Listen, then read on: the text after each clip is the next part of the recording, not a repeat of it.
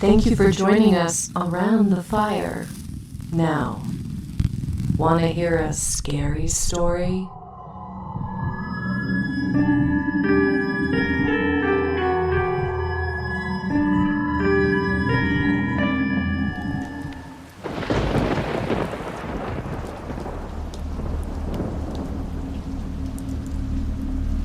The stuffed dog sat on a low table in the darkest corner of the study. It was a black boxer with short, bristly hair that was still sleek. Mrs. Heathcote dusted it every week and rubbed oil into its hair every month. She took good care of the boxer in remembrance of her husband, the late Mr. Heathcote. He and the dog had died on the same day, 20 years ago.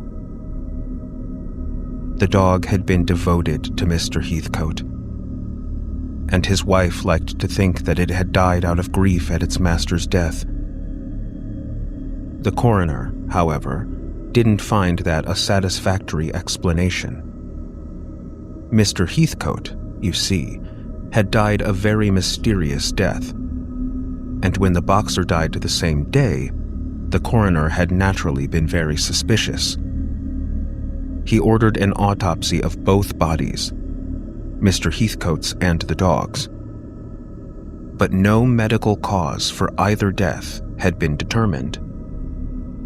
Mrs. Heathcote buried her husband and had the boxer stuffed. It had sat in that corner of the study for 20 years. Except, that is, on one day of each year, the anniversary of Mr. Heathcote's death. On that day, Mrs. Heathcote would lift the stuffed dog in her arms, carry him to the car, and drive with him beside her on the front seat to the cemetery. There, she would lay the dog on top of her husband's grave. She would smile to herself, imagining that the three of them were all together again. This year, Mrs. Heathcote had asked her grandson Theodore to help her carry the dog to the cemetery. She had been having back trouble, and the stuffed dog was quite heavy. Theodore was 12. He had never met his grandfather, and he didn't understand why his grandmother took the stuffed animal to the cemetery every year. But, at his mother's insistence, he agreed to spend this weekend with his grandmother. He arrived early Saturday morning, the day of the pilgrimage to the cemetery. "Teddy, you're so grown up," Mrs. Heathcote said as she squeezed Theodore up against her, just as she had always done. Theodore drew away from his grandmother. He noticed that his glasses had become smeared by something on her apron. As he pulled out his handkerchief and started to clean them, he said, "Don't call me Teddy." "Oh, yes, Theodore. I'll try to remember," Mrs. Heathcote said apologetically. "Now, come along and help me with the dear doggy. It looks like it may rain today, so we must be off to the cemetery right away." Theodore followed his grandmother into the house. He began to wish he hadn't let his mother persuade him to come. As he walked into the study, he felt the revulsion creep into his body. It was the same revulsion he had always felt toward this room. He despised the stuffed dog. As a child, he had been locked in this room once by his grandmother as punishment. He had sat in the room in the slowly fading light until it was pitch black. And during that whole time, the stuffed dog had stared at him with its beady eyes. He remembered how the cruel snarl on the dog's lips had haunted him in nightmares for weeks afterwards. He remembered how the dog had filled him with a sinister feeling of fear. It was dead, and yet it seemed so not dead. "Teddy, I mean Theodore, pick the dog up," his grandmother said. Theodore walked over to the dog, but the idea of touching it made him sick. "Really, Theodore, we must hurry. Lift the dog from the table." Theodore put his hands on the stuffed dog. Its greasy fur felt unnatural to him. He lifted it from the table and carried it to the car as fast as he could. He set it on the front seat. His grandmother came out of the house as he started to get into the back seat. "No, Teddy, sit in front with me and the dog. There's plenty of room." As usual, Theodore obeyed. He moved the stuffed dog over on the seat toward his grandmother. They were silent on the drive to the cemetery. Mrs. Heathcote seemed wrapped up in memories, and Theodore found the whole situation too ridiculous to talk about. He wondered if his grandmother was going batty. They arrived, and Mrs. Heathcote stopped the car near her husband's grave. "Teddy, Theodore, bring the dog now." Theodore picked up the dog again. Its face stared up at him, the mouth fixed in that awful snarl. Following his grandmother's directions, Theodore lay the dog on top of his grandfather's grave. He asked to be excused then. He wanted to get away from his grandmother and the dog, and the creepy feeling he had from being around them. After a half hour of walking around the cemetery, Theodore came back to his grandfather's grave. His grandmother's eyes were red and swollen from crying, but her face was beaming with a smile. "Isn't it so lovely, Teddy, seeing the two together again like that?" Theodore tried to hide the disgust on his face as he looked at the stuffed dog lying on the grave. "Is it time to go now?" he asked. "Yes, dear. Bring the dog back to the car." Theodore bent down and picked up the dog. Then he let it fall back onto the grave. "Theodore, what is wrong with you?" Mrs. Heathcote asked angrily. But Theodore didn't know what to say. He didn't know how to tell her that the dog seemed warm now, as if it were alive. He fought the sickening disgust that he felt and stooped down to pick it up again. Yes, the dog was warm. After he got the dog back into the car, Theodore went into the back seat and refused to move up front. During the ride home, all he could think of was having to pick the dog up again. When they arrived home, Theodore gritted his teeth and carried the dog into the house. He never looked at the animal. He set it down in the study and rushed out of the room. Mrs. Heathcote watched him, shaking her head. My, Theodore, you certainly are acting strange today. You young people haven't any sense, do you?" Theodore wanted to leave his grandmother's house, but he had no choice. His mother had promised he would stay overnight. Theodore vowed never to go into that study again. He passed the afternoon reading. While he was eating his grandmother's delicious supper, he was almost happy he had stayed. The two of them settled down to play checkers after the dishes were washed. They played for 2 hours. Theodore even let his grandmother win one game. "You've tired me out, Theodore," Mrs. Heathcote declared sleepily after losing for the 15th time. "Be a good boy and fetch the matches from the mantel in the study. I want to light a candle in your room tonight. I want it to be just like when your mother was little." Mrs. Heathcote began her slow walk up the stairs to the bedrooms. "Bring the matches up when you come to bed, Teddy." Theodore looked around the living room for a pack of matches, but he couldn't find any. There weren't any matches in the kitchen drawers either. Finally, he walked up to the study door. He opened it and looked inside. It was too dark to see anything, even the dog. He decided to get the matches without turning the light on. He knew exactly where the mantle was in the room. He slipped inside and felt along the wall until his hand reached the mantle. His fingers closed around the matchbox. Just then, he thought he heard a noise from the corner of the room. A noise like a growl. Theodore struck one of the matches against the box.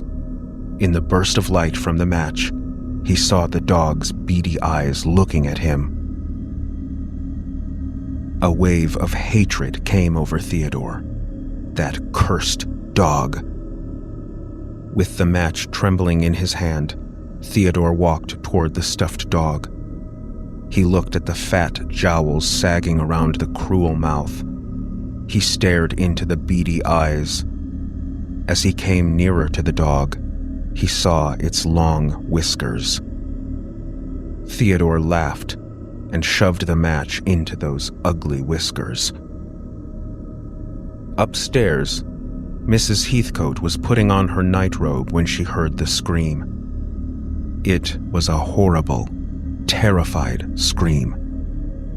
She rushed down the steps as fast as her old legs would carry her and hurried into the study. Theodore was lying on the floor. His face had a look of terror on it. His arms and legs were sticking out stiff from his body. "No, not again," Mrs. Heathcote panted as she ran to call the doctor. The doctor arrived within 10 minutes, but that didn't matter. Theodore was already dead. The doctor said there would have to be an autopsy. Mrs. Heathcote nodded in agreement. "He looks so much like my husband when he died," she said wistfully to herself. They carried Theodore out of the study, and once again, the room was left in darkness. Then, a low snarl came from the corner, and a drop of bloody saliva fell from the stuffed dog's mouth.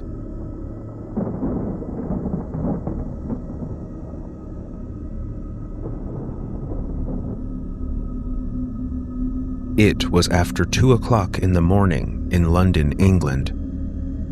Dave and Tom were wandering through the streets like two sleepwalkers. They had inquired at hotel after hotel. None had vacancies. Now their footsteps echoed eerily through the empty, narrow streets of the city. "I thought London didn't have fogs anymore," Dave grumbled. During the last hour, a foggy mist had been settling over the city. It was getting difficult for them to see the hotel signs, and harder yet to see the street signs. "I've got to find some place to lie down," Tom moaned. "I don't care where. I can't go any further." But go on they did, straining their eyes through the fog to find a place to stay. They walked from Piccadilly Circus to Green Park. Then they headed north to Oxford Street. With old 4-story buildings, they saw a sign. It was hanging on the black iron fence in front of the building. "For sale," it read. "Listen, I've got an idea," Tom said. "This place is probably vacant. What do you say we break in and sleep for the night?" "I'm ready to try anything," Dave answered. The iron fence was topped with sharp spikes. The two climbed over the fence carefully, putting their feet on the iron crossbars and then leaping over the spiked points. As tired as they were, it was quite the tricky thing to do. Once over the fence, they tiptoed up to the front of the building. Through one of the windows, they could see that the rooms were being remodeled. "It's empty, just as I thought," Tom whispered. "Yeah, but how are we going to get in?" Dave asked. Tom reached into his pocket and pulled out his Swiss Army knife. He wedged the knife between the top and bottom window and turned the old brass lock. Then he pushed the bottom section open. Tom looked at Dave with a smug grin of satisfaction. The two boys hoisted themselves up onto the window ledge and then climbed into the room. "I don't want to sleep here," Dave said, looking around. "Too many nails and tools lying around." "Okay," Tom said. "Let's check out the other rooms." They went out into the hallway of the old house, where the cramped staircase twisted upwards. Tom started up and Dave followed. On the second floor, they tried the doors on all the rooms. Everything was bolted. Then they climbed up to the third floor. But again, every door was bolted shut. "Looks like there's one more floor," Tom said, looking up the staircase. "Let's go." They wearily trudged up the final flight of stairs. Dave was starting to complain again about being tired. On the top landing, there was only one door. The roof slanted steeply in on all sides. Tom tried the doorknob, and to his relief, it opened. The two boys entered the small room. In it were two single beds and a dresser. A window overlooked the street below. "Not bad," Tom said. He walked over to a stand and lit the candle that stood on it. Dave fell down on one of the old beds in exhaustion. Just then, a loud bang echoed up the staircase from below them.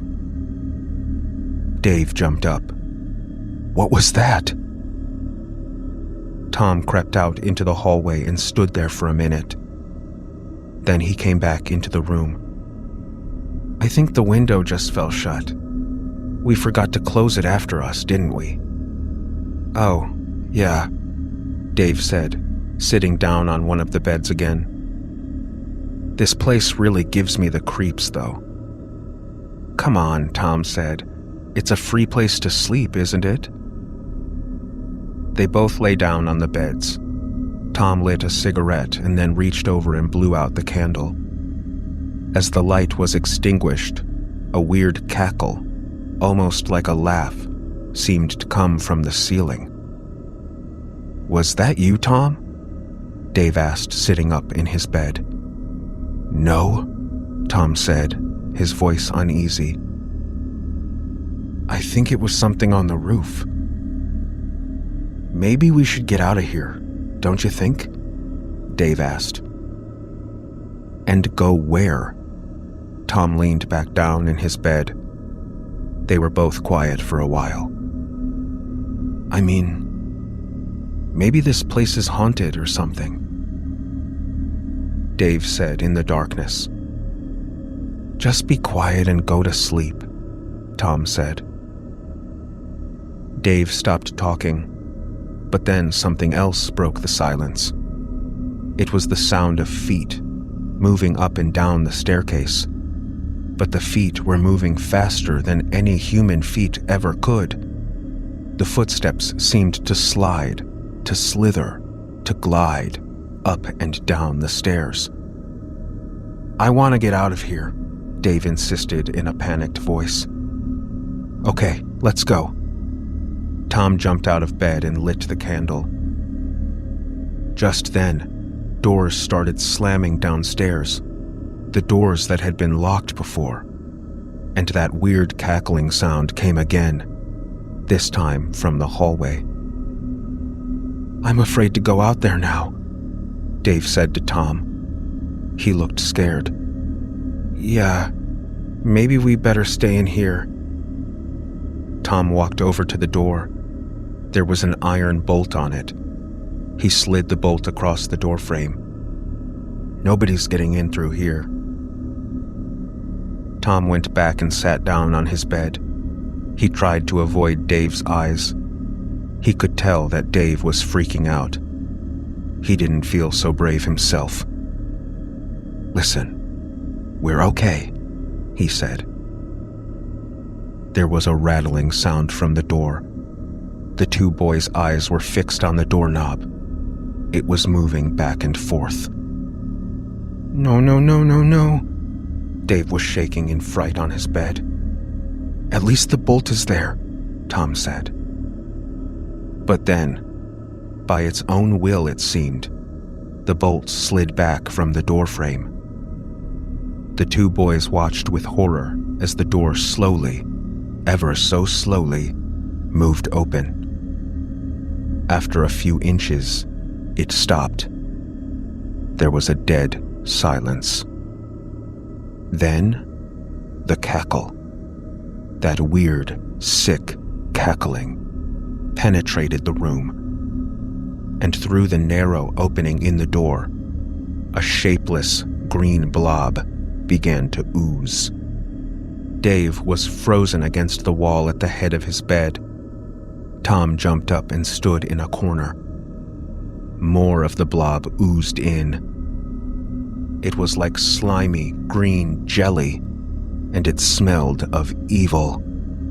Then, suddenly a head appeared out of the green ooze. It had a horrible face, a face covered with knife wounds. The cackle came from this face. Then, as suddenly as it had appeared, the head disappeared back into the green blob. On the bed, Dave was making choking sounds in his throat. He was trying to scream, but couldn't. The blob oozed through the air toward him. It seemed drawn on by his fear. Standing in the corner, Tom saw his chance to escape. He moved slowly against the wall until he was near the door. Then he ran for it. As he passed near the blob, he felt something cold and slimy swish along his arm. He turned back to see Dave's face staring at him. It had the look of death on it. Tom ran harder. He almost fell down the steps in the front room. The window there, the window they had climbed in, was still open. He jumped out of it. Then he hurled himself across the spiked fence. On the street, he looked up at the attic room. He couldn't see anything, but that weird cackling floated down to him. Tom didn't know what to do. He ran into the foggy street. He stopped for a moment. Then, behind him, he heard Dave scream in agony. Tom started running again. He ran until he came to St. James Park. Then he still kept running and running. News report dated the 21st of June. Early this morning, police found the body of 18-year-old Dave Moore impaled on the spiked fence in front of 50 Berkeley Square. The fourth-story window of the house was gaping open. Homicide detectives believe the young American was pushed from the small attic room. His traveling companion, 18-year-old Tom Todd, is being sought for questioning. Although 50 Berkeley Square has long been known as a haunted house, the homicide squad told reporters that Scotland Yard does not believe in ghosts.